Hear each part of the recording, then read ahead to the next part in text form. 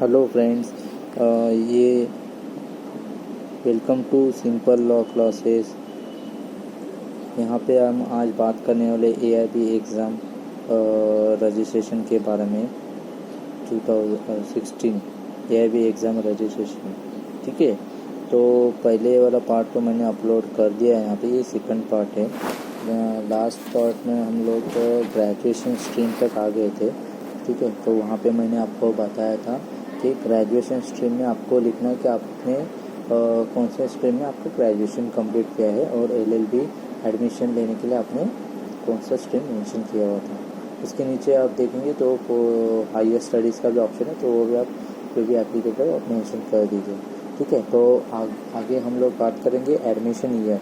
ठीक है, तो एडमिशन ईयर में दोस्तों देखिए, ध्यान दीजिए। यहाँ पे आपको एक जानकारी देना चाहता हूँ कि अगर किसी स्टूडेंट का किसी कारणवश 1 ईयर का कुछ इशू हो गया है या फिर 3 इयर्स LLB का कोर्स कर रहे तो लेकिन 3 इयर्स में कंप्लीट ना होते, उनको 4 इयर्स लगे हैं, ठीक है, या फिर ज़्यादा लगे, तो उनको यहाँ पे उन्होंने जिस ईयर में एडमिशन लिया था उस ईयर को मेंशन करना है।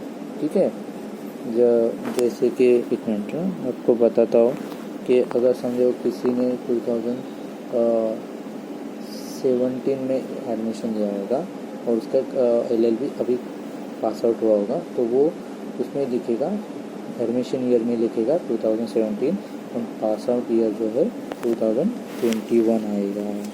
मोस्टली मेरे हिसाब से तो बहुत सारे स्टूडेंट का यही अभी ही पास आउट हुए होंगे, तो यहाँ पे पास आउट लिखेंगे 2021।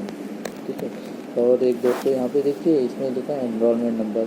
तो यहाँ पे मैं आपको बताना चाहता हूँ कि स्टेट में आप देखेंगे कौन से स्टेट से आपने आपका लॉ की ग्रेजुएशन कंप्लीट की है और अपना एनरोलमेंट सर्टिफिकेट के लिए अप्लाई किया है। ठीक है, यहाँ पे देखिए, मैं मुंबई से, तो मैंने यहाँ पे महाराष्ट्र का स्टेट मेंशन किया है। आगे उसमें देखिए नंबर लिखा है। नंबर में आपको लिखना है आपका एनरोलमेंट नंबर जो 4 डिजिट का होता है और जो आपके सर्टिफिकेट पे टॉप लेफ्ट साइड पे कॉर्नर पे होता है। ठीक है, 4 डिजिट का है। ठीक है, तो वो नंबर आप मेंशन कर दीजिए यहाँ पे। उसके बाद आएगा ईयर, तो ये ईयर तो रहेगा 2021। ठीक है, आगे देखिए कैंडिडेट टाइप है। कैंडिडेट टाइप में आपको मैं बता दूँ कि मेरे हिसाब से तो यहाँ पे देखिए, मैं फ़र्स्ट टाइम ये एग्ज़ाम दे रहा हूँ, तो यहाँ पे आएगा फ्रेश करके। ठीक है, किसी कारणवश कोई स्टूडेंट इस जिनों का फर्स्ट टाइम हो गया है एग्ज़ाम देके लेकिन क्लियर नहीं कर पाए और अभी वो फिर से ट्राई करे, अटेम्प्ट करे, तो वो ऐसे यहाँ पे लिखेंगे रिपीट का। ठीक है, देखिए फिर से मैं बताता हूँ, अगर आप फर्स्ट टाइम ये एग्ज़ाम अटेम्प्ट कर रहे हैं तो आपको लिखना है फ्रेश, आपको सिलेक्ट करना है फ्रेश। ठीक है, कैटेगरी में आपका जो भी कास्ट कैटेगरी है वो यहाँ पे अप्लाई लिखना है। ठीक है, तो वहाँ पे जो भी एप्लीकेबल है, कास्ट में तो आपको कास्ट मेंशन करना है, अगर आप ओपन कैटेगरी तो आपको जनरल मेंशन करना है। ठीक है, उसके बाद है डिसेबल कैंडिडेट में देखिए, जो एज़ पर एग्ज़ाम क्राइटेरिया है, visa exam criteria, AIB exam criteria अगर आप फुलफिल कर रहे हो डिसेबल कैंडिडेट के लिए, तो आप उसमें डिसेबल कैंडिडेट मेंशन कर सकते हो और उसके लिए वो जो भी रिक्वायर्ड डॉक्यूमेंट्स है, सर्टिफिकेट्स है, वो आपको यहाँ पे सबमिट करना होगा, अटैच करना होगा। ठीक है, अगर आप डिसेबल कैंडिडेट नहीं है तो उसमें आप क्लियरली मेंशन करेंगे नो। ठीक है, और अगर आप डिसेबल कैंडिडेट नहीं है तो आपका एक्स्ट्रा टाइम का ऑप्शन भी नो है। ठीक है, तो भी यहाँ पे मैं आपको रिक्वेस्ट करूँगा, आपके सीनियर जो भी रहेंगे उनसे आप एक बार कंसर्न कर लीजिए, कंसर्न अथॉरिटी से डिस्कस कर लीजिए। ठीक है, चॉइस ऑफ एग्ज़ाम सेंटर, उसमें नीचे ऑप्शन दिया है सिलेक्ट 3 डिफरेंट सिटीज़। ठीक है, तो यहाँ पे देखिए, यह ऑप्शन इसके लिए है कि आप जो भी सिटी सिलेक्ट करेंगे टॉप प्रायोरिटी पे, तो वहाँ पे आपका एग्ज़ाम सेंटर आने के चांसेस ज़्यादा है। ठीक है, तो यहाँ पे आपको प्रायोरिटी के हिसाब से 3 सिटीज़ सिलेक्ट करना है। ठीक है, तो वहाँ पे आपके एग्ज़ाम सेंटर होने के हो सकते हैं। ठीक है, तो यहाँ पे आपको जो 3 सिटीज़ जो आपके रेसिडेंस से जो भी आपको लगे कि नियर बाय है और जहाँ पे आपको सेंटर आने के बाद आप एग्ज़ाम देने जा सकते हैं, वो नियर बाय 3 सिटीज़ आपको यहाँ पे मेंशन करना है। जो भी आपको सूटेबल हो, कंफर्टेबल हो, वो सिटीज़ आप यहाँ पे मेंशन कीजिए। लेकिन मोस्टली देखिए यहाँ पे आपको मैं बताना चाहता हूँ कि आप वो फर्स्ट प्रायोरिटी उसको दीजिए जहाँ पे आप ज़्यादा कंफर्टेबल हो, इजी ट्रैवलिंग हो आपके लिए हो, वहाँ पे आप वो सिटी वहाँ पे मेंशन कीजिए सेंटर के लिए, ठीक है।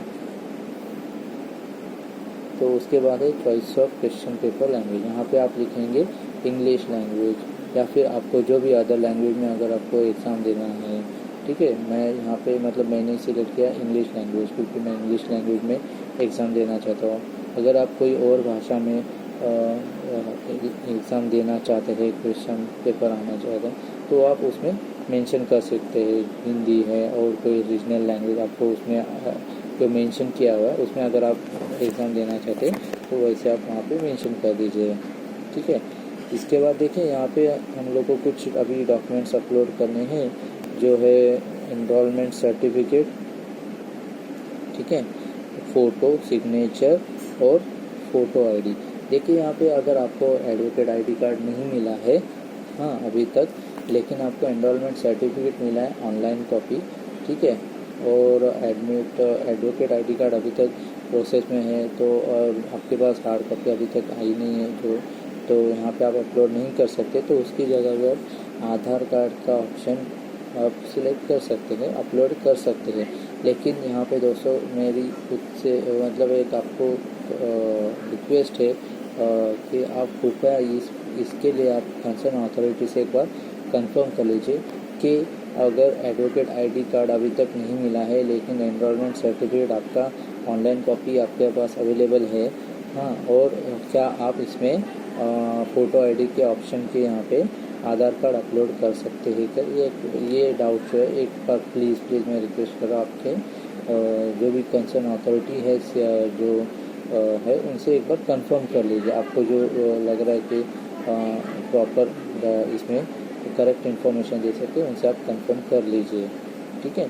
तो देखिए फ़ोटो आईडी की साइज़ जो इन्होंने फर्स्ट तो इसमें देखिए हर जो डॉक्यूमेंट्स है उसकी जो एक्सटेंशन है, फॉर्मेट है, वो जेपीजी या जेपेग में उन्होंने बताया है, वो उनकी रिक्वायरमेंट है, तो उसके हिसाब से आपका डॉक्यूमेंट अटैचमेंट होना चाहिए, ठीक है। फ़ोटो की साइज़ जो दी है अटैचमेंट की वो 10 KB से लेके 15 KB है। सिग्नेचर की साइज़ जो है उसकी अटैचमेंट साइज़ जो 10 KB से 50 KB है। उसके बाद जो एनरोलमेंट सर्टिफिकेट है उसकी साइज़ जो है उसमें उन्होंने लिखा है 50 KB to 500 KB, ठीक है। और फ़ोटो आईडी की जो साइज़ है अटैचमेंट साइज़ वो 50 KB से 500 KB है। तो देखिए यहाँ पे आपको उसके हिसाब से आपकी अटैचमेंट की साइज़ कंप्रेस करनी होगी और रिड्यूस करनी होगी, ठीक है। ये आप कोई भी साइबर कैफ़े में या फिर आपके पास लैपटॉप है अच्छा सा, उसमें आप कुछ सॉफ्टवेयर है जिसमें आप उसमें साइज़ रिड्यूस कर सकते हैं प्रॉपरली, तो वो आप यूज़ कर सकते हैं। या फिर साइबर कैफ़े में अगर आप नज़दीकी साइबर कैफ़े में जाएंगे उनको बताएंगे तो भी आपको गाइड कर देंगे, ठीक है। तो देखिए दोस्तों यहाँ पे मैं आपको एक बताना चाहता हूँ कि एनरोलमेंट सर्टिफिकेट और फ़ोटो आईडी जो भी आप अटैच करेंगे वो सेल्फ अटेस्टेड होनी चाहिए। सेल्फ अटेस्टेड मतलब मैं आपको बताता हूँ कि उनके साइट पे उन्होंने एक फॉर्मेट भी दिया है सेल्फ अटेस्टेड का, बहुत ही उन्होंने हर एक इंस्ट्रक्शन प्रॉपरली बताए दिए है अपने AIB एग्ज़ाम के लिए, ठीक है। तो आप वो भी रेफ़र कर लीजिए फर्स्ट फॉर्म भरने से पहले, ठीक है। तो 25 अभी तक के हिसाब से तो 25 सितंबर लास्ट डेट है फॉर्म सबमिट कर AIB एग्ज़ाम रजिस्ट्रेशन के लिए, ठीक है। तो आप देखिए कल तक का ही टाइम है आपके पास, तो मैं रिक्वेस्ट करूँगा कि जल्द से जल्द आप प्रोसेस कर लीजिए।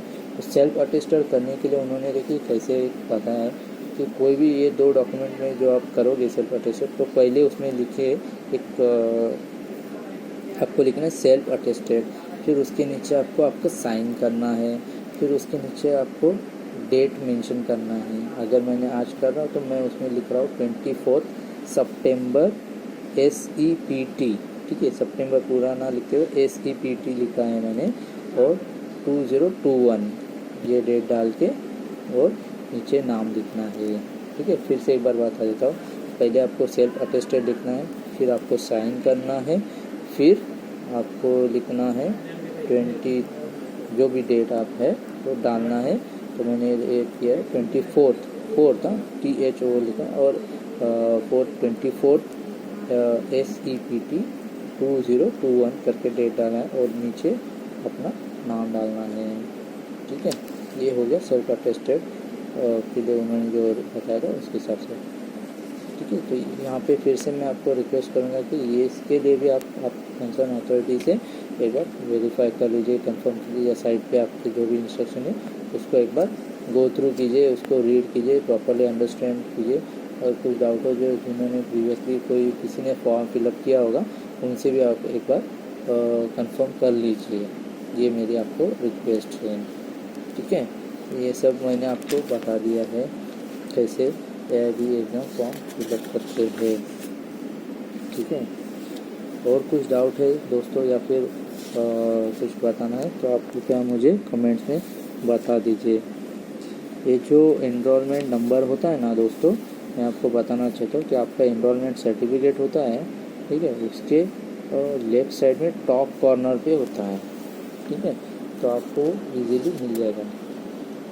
EN जो लिखा है, ठीक है, वो आपका एनरोलमेंट नंबर होता है लेफ़्ट साइड में, सर्टिफिकेट के लेफ़्ट साइड में टॉप कॉर्नर पे। ठीक है दोस्तों, तो ये सब हो गया।